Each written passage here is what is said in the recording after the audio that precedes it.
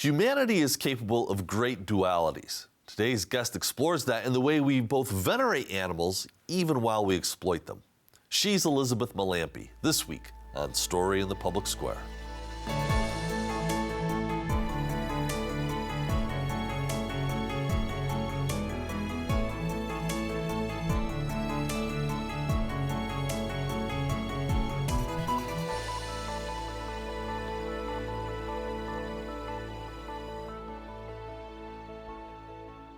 Hello and welcome to Story in the Public Square, where storytelling meets public affairs. I'm Jim Ludis from the Pell Center at Salve Regina University. And I'm G. Wayne Miller, also with Salve's Pell Center. And our guest this week is Elizabeth MeLampy, an experienced animal and environmental lawyer whose new book is Forget the Camel, The Madcap World of Animal Festivals and What They Say About Being Human. Elizabeth, thank you so much for being with us today. Thank you so much for having me. I'm glad to be here. Well, and congratulations on the book. It is a fascinating read. We were chatting a little bit about it before. For folks who haven't had a chance to read it yet, though, why don't you give us a quick overview? Absolutely. So the book is about animal festivals around the country. I use 8 events to sort of ground the narrative, and I use these events as sort of microcosms of our relationship with animals more generally. So, I do some travel writing, tell some good stories, but I'm also weaving this larger narrative about how we relate to animals. How did your interest in animals come to be in the first place? It's a little bit of a family legacy. I grew up loving animals, having pets, and my grandmother, who I'll speak about a little more in a minute, but she loved animals. She was a veterinarian, and so it was kind of in my blood. But it wasn't until I went to law school that I really started understanding how much our world impacts animals that my generalized care kind of became something more urgent. I realized that how we treat animals really matters, and it's often not how we all wish it would be. Animals really suffer in our world, and once I sort of opened my eyes to that, I realized this is what I want to spend my life doing. So, did you have pets growing up? I did, yeah. Many. Lot of pets? What did you have? Dogs, cats? Or? We had dogs and cats. We had the miscellaneous hamster here or there, but lots of dogs and cats. And I now have a dog and 2 cats. Oh, great. Mm-hmm. So let's get into the book in some detail. You open with the Iditarod sled dog race, which many people have heard about, but some people may not have. Just, can you tell us what it is, where it's held, just a little bit about the race? Absolutely. So the Iditarod is a dog sled race of about 1,000 miles that starts near Anchorage, Alaska, and works its way across the historic Iditarod Trail to Nome, Alaska, which is an off-the-grid town. And this race is done continuously, so the same team of dogs that starts it ends it. It's not a relay or anything like that. And this race is a really huge part of Alaskan culture. It's a big kind of moneymaker for Anchorage. People from all over the country visit to watch the race or listen to media coverage about the race. And it's a really kind of important event to Alaska and to the history of dog sledding more generally. There's a lot of criticism of the event, which I talk about in the book, about being cruel to dogs. So dogs do die on the course. Last year, I think 3 dogs died. This year, there was a dog who was found out to be pregnant who died in the course. And it raises a lot of really critical questions that I want to answer in this book, which is why I started with it. It really asks us to balance this fun benefit that humans get of community building and identity building and money raising and all of that with real harm to animals. And sort of, you have those 2 things and you have to figure out what to do with that. So it's a good place to start the book. If we think about it, though, I mean, that's a lot of the public spectacle with animals. If we think about the Kentucky Derby, if we think about, horse racing in general, there's cruelty to animals that passes off as sport that we all sort of celebrate, that a lot of Americans celebrate, that a lot of the world celebrates. How do we reconcile the complexity of that? We look at these animals, they're beautiful, they're lovable, people adore them, but we're still abusing them, aren't we? Yeah, I mean, I would say so. And I think that it's a really complicated set of questions. And I think, my book tries to engage with those from a place of compassion, both for the humans and animals involved, because I think a lot of these festivals are really rooted in local identity and local culture. A lot of the, people who end up mushing the dogs in the Iditarod are from mushing families, or sort of, it's part of who they are.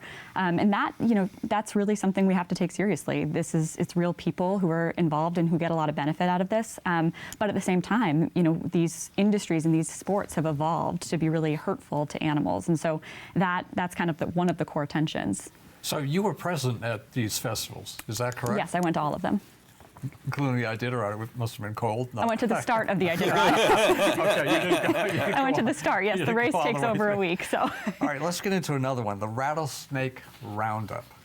Tell us about that. And again, you were there. Yes, I was there. So I'll back up for 1 second and say that the book is structured in 3 parts, which I think is critical to sort of how we are going to walk through these festivals. So the book is structured in 3 parts to try to mirror or explain how humans relate to animals. So it puts these festivals in buckets that I think are categories that we all relate to animals in every single day. So the first is dominance, the second is humor, and the third is reverence.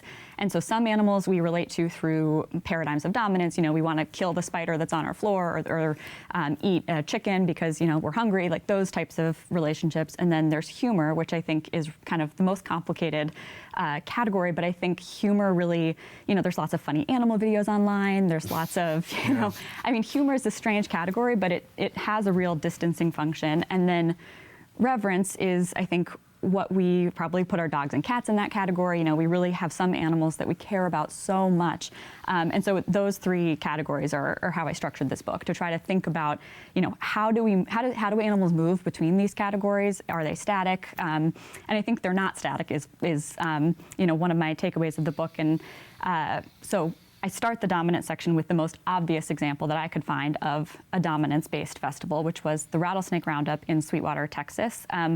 It's the world's largest rattlesnake roundup, that's what they call it. And it's an event where basically organizers bring in rattlesnakes from the surrounding environment. So hunters go out and hunt rattlesnakes, bring them in alive into a central pit.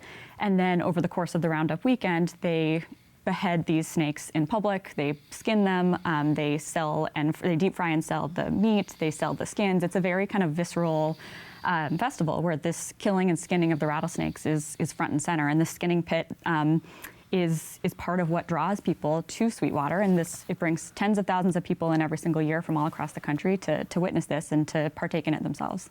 So one of the things that I learned in reading your book is that there is something called animal law. You're an attorney. We should mention that. What is animal law, and are there essential tenets that we're living every day and we just aren't aware of? Yes. I'm so glad you asked. Animal law, I always say it's just the law as applied to animals. It's very broad. It's sort of as broad as you can imagine. So everything from administrative law to environmental law to civil litigation, it all could relate to animals depending on how the animal is sort of engaging with the legal system. So when I was in law school, I went to Harvard Law and I studied in their animal law and policy program in their clinic there, and I learned a lot about these legal regimes and paradigms that basically structure how humans interact with animals on a daily basis. So everything from the food you eat, the dairy you consume in your coffee in the morning, all of that has legal paradigms that support it, that protect it, that regulate it. And then all of that really affects actual animals' lives. So, you might think about a labeling law that some agency puts out about what kind of claims could be on a package of your eggs. That actually really impacts the chickens that are laying those eggs. That's a real piece of law that affects animals. So I learned a lot about animal law, and I think it's a really broad category. The Maine Lobster Festival is the other chapter in dominance. Tell us about that. Yeah, so the Maine Lobster Festival is an event where basically people go to buy a Maine lobster dinner or lunch. It's a big kind of summertime festival on the coast of Maine, and I use it in the dominance section as kind of a thought exercise. I was sort of curious about where it should fit in the book, if it should fit in the book at all when I went. And my sort of takeaway from thinking about this was I realized that it's not actually all that different from the Rattlesnake Roundup. And that was sort of a surprise to me, because when I tell people at the Rattlesnake Roundup, a lot of people are horrified. People are like, oh, I can't believe we, kill snakes in public. And people, make handprints with the blood. It's a very kind of gory festival. and people are shocked. And then I think the thought exercise of trying to connect that to something that to many people is more palatable was a really important part of why I put it in dominance. So I'll give a couple examples. At both festivals, these animals are hunted from the wild and they're brought in alive to a central facility. At both festivals, the animals are killed en masse in public, on full display of the gathering crowds. At both festivals, people eat the flesh and buy souvenirs with the rest of the body, claw ornaments at the Maine Lobster Festival or snakeskin belts or whatever at the roundup.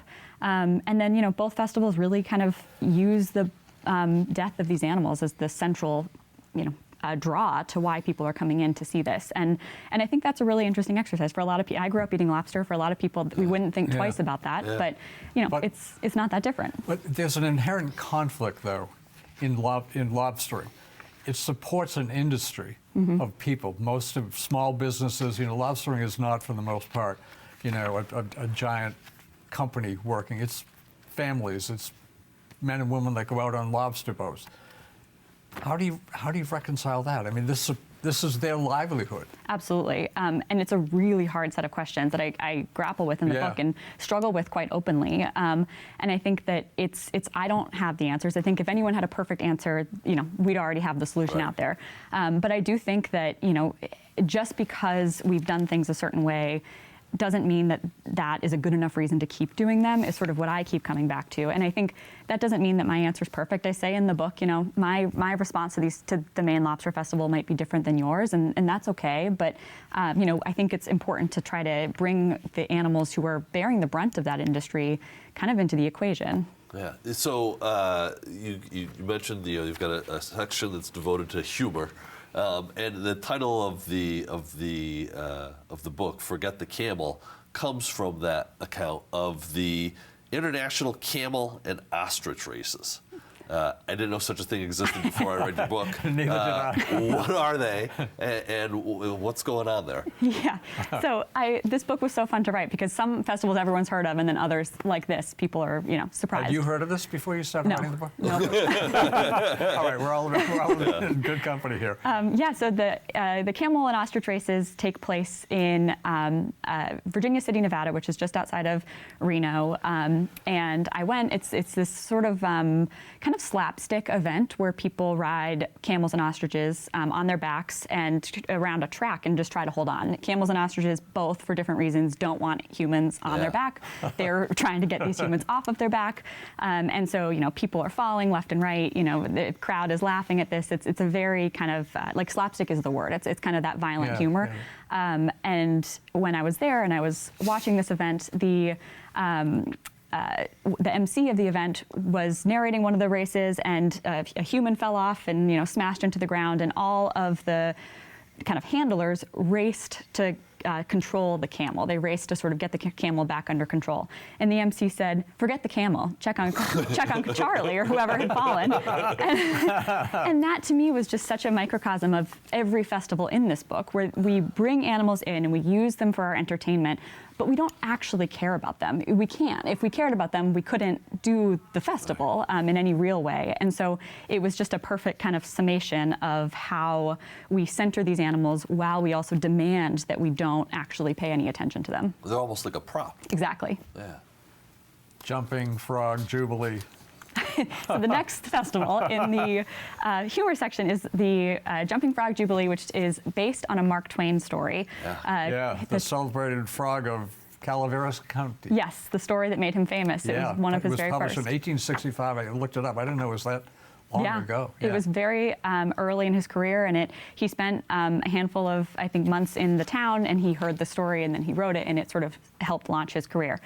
As a thank you to Mark Twain for that, the town now puts on, this massive Jumping Frog event every year as part of their county fair. And the Jumping Frog Jubilee, they basically, try to get frogs to jump as far as they can. They get 3 jumps, and they measure it, and the frog who jumps the farthest wins. Well, I'm curious, how far can a really, really good frog jump? The world record is over 21 feet, so with 3 jumps. That's pretty good. Yeah. That's more than I can do. Yeah. But so in all of these cases, we're really talking though about the indifference that humanity has for animals. I have a dear friend who is obsessed with the Planet of the Apes movies because it pivots that, right? Where no longer are the animals subservient, but humans are fighting for their existence. Is there a way to imagine, is there any literature that gives us a glimpse of a future in which there is a more, respectful relationship between humans and animals? Is there something that we can point to and say, there's a better way? I think there's a lot of possibilities for what that future looks like. I think, and which is why my book ends with a section on reverence. I think I try to answer that exactly where you are headed is sort of what do we do about all of this? Rather than dismissing animals, rather than killing them for fun, like what's the alternative? What could this look like? And the very last chapter in the book, or the last substantive chapter, is about a butterfly parade in Pacific Grove, California. It's very quaint. These kindergartners dress up as monarch butterflies to welcome the migrating monarchs back. And so it's an animal festival in its truest sense because it's about an animal and they're bringing the town together. But it's really different than the rest because it's built on this sort of kind of aspect of respecting animals. It doesn't bring animals from the wild and put them here as props or for our entertainment, but it relates to animals in a really different way. It's not exploiting the animals. Exactly. It's not a mass butterfly barbecue at the end. Exactly. Right? Exactly. First chapter in Reverence is Groundhog Day. Yeah. Groundhog Day was one of the funnest events. And of course, the Bill Murray movie, Yes. which was made many, many years ago, remains quite popular. But anyway, talk about that. Yeah, I mean, I've always thought that was one of the more bizarre it's things. very bizarre. And But watching, it's on TV every year, and there's a build-up for it. And Yeah, and and- I have to admit, I watched it this year. it's good. I got to watch it this year too as research, which is great. But yeah, Groundhog Day it's a massive event that takes place every year in Punxsutawney, Pennsylvania, which is a really small town. And it's basically this giant pre-dawn party. I mean, there's thousands of people starting at like 3 a.m. kind of with live music and fireworks and dancing. And it's the whole kind of event all morning, all for this, prognostication of this groundhog they pull out of the stump. And then everything just kind of, goes back to normal. Like it's a very fun party, but it's strange. It's an odd one. Yeah. Is there in talking about the reverence that we have for animals, a lot of people love animals, but they still participate in exploitive sports or enjoy a good hamburger. What do you say to folks who sort of struggle? They want to be good, they want to be kind to animals, but our culture sort of favors a lot of practices that, if you stop and you think about it for a moment, are not really respectful of animals in their lives. How do you reconcile those things? Absolutely. I believe that the first and most important step is to start thinking about it. So I think that sounds so obvious because we're here talking about this book, but a lot of people, myself included, before 5 or 6 years ago, I hadn't really investigated what my relationship with animals is. When do I use them? How do I use them? Do I investigate, what all of the animal care that goes into a hamburger that I was eating, or a TV show I was watching that had a dog? Like, how was I really sort of living up to my own morals and my own beliefs about how animals should be treated? And for me, was a real kind of education process, which as the first step of sort of getting my hands around the complexities of it, kind of in my own head and in my own heart. I was going to say, was there something, what happened 5 years ago that triggered that sort of self-reflection for you? I was in law school and I was taking a class on animal law, and I started really understanding more of basically how unregulated a lot of how we treat animals is. And I read slaughter reports. I had an internship where I was doing animal welfare issues, and I was reading slaughter reports, and they turned my stomach. And I was like, how can I keep eating chicken or hamburgers when this is not the exception, this is the norm? And once that sort of opened my eyes, and I had a real chance to start acting on those beliefs when COVID hit, because I was suddenly alone. I didn't have the social pressure of going out to get coffee with a friend and having everyone else order something and me be the lame vegan who was like, no, thank you, I will, I'll eat when I get home. All of that social pressure and noise went away. And so I got to really focus on what my values were and how I wanted to eat. And for me, that eating is a decision that we all make many times a day that felt, out of step with how I believed animals should be treated in my thinking brain. You know, I wanted to turn my actions into alignment with that. So slaughter makes you think, of course, of factory farms, which are gruesome, I guess, at best. Talk about those. And again, here we have a bit of a conundrum because they support a lot of incomes of people, you know, marginalized people in a lot of places as well. Talk about factory farms, what we should make of that. I mean, I believe them. factory farms are one of the biggest blights on humanity. I hope and pray that in the future we look back and say that was the wrong thing, we did the wrong thing. And they do support incomes, but I also think it's really important to remember that factory farms do a lot of harm, not just to animals, but to communities. I mean, there's massive environmental racism or communities that are impacted by factory farms are disproportionately marginalized communities, and I think there's all sorts of exposés about factory farms who are engaged in kind of unlawful labor practices, whether it's children or undocumented people or what have you. So it's not like the Maine lobster industry where I think you have that kind of blue collar people really need that income. It's a little different. You know, we were talking about this in the green room before we started taping, but as a child, I can remember going to a local zoo and seeing an elephant with a large manacle around his foot, and he was chained to a wall, and that animal stood there. And I talked to people who were from that part of the country who would go to that same zoo and remember that elephant too. It always struck me, even as a child, as not the way an elephant should be living. What do you think about zoos and the competition between caging an animal, even if it's in some sort of habitat, versus the educational value that supposedly they provide? I think captivity of animals is always going to be really ethically fraught. I think it will never be, as natural as nature would be for these animals. And I think that it does a lot of harm. And there's a lot of different opinions about sort of like what those animals are entitled to, how they should be treated. And I think the interesting thing about that story that speaks to me is that children often know in their moral heart what is right and wrong for animals, and we learn through growing up, through being told don't ask that question, through being told don't ask where meat comes from, whatever. You learn to be to treat societal violence to animals as totally normal. And I think what's hard is as adults, this feels so entrenched, but those moral instincts that we all had as kids, I think are what we should be listening to. Scopes, trial, play, and festival. First, just recap the Scopes trial and then tell us about this festival. Absolutely. So I end the book on a little more of like a philosophical note. So the very last festival is called the Scopes Trial, Play and Festival. It is about, it reenacts the original Scopes trial, which was in 1925. John T. Scopes was prosecuted for teaching evolution in a classroom, in Tennessee. And this trial became a national media sensation. It pitted religion against science. It became this sort of referendum on what the role of evolution would be in society at that time. And the Play and Festival now takes place in Dayton, Tennessee, in the same courtroom where that trial originally happened, and just sort of retells the story every year as part of their local culture. In the same courtroom? The same courtroom, yeah. They've turned it into kind of a playhouse. Yeah. Wow. How do animals fare in popular culture? Television films. I mean, you watch a movie, you get to the end, no animals were hurt in the making of this film.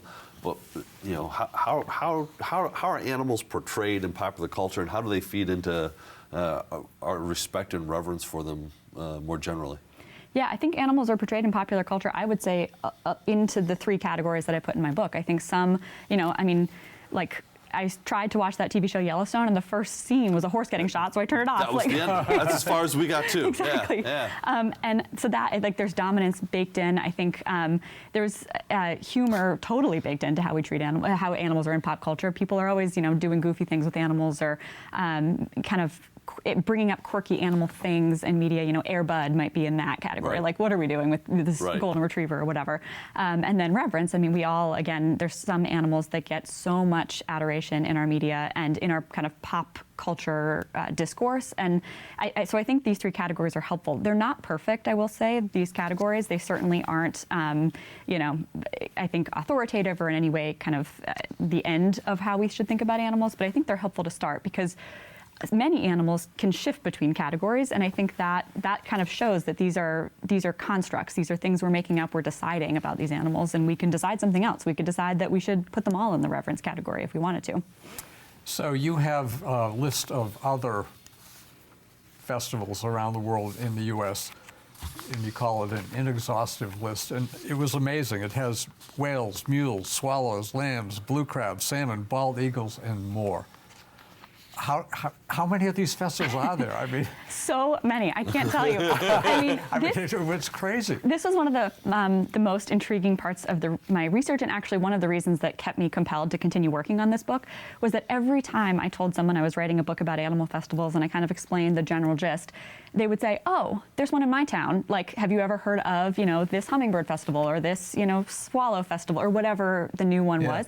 And just the other day, I did a book event, and someone came up to me afterwards and said, "Have you heard of this?" And it was one I had never heard of. And I think that goes to show how broad of a phenomenon it is to use animals as part of our celebrations as humans. And it's not, it's not just one community here and one community there. When you start making a list and you zoom out, you realize this is actually a pretty kind of maybe even human nature-based phenomenon where we are looking around trying to figure out who we are as humans. And animals are right there, and we can use them to figure out who we are. We've got 30 seconds left, and that's the question that I wanted to end on. What does this tell us about us as human beings, animals ourselves?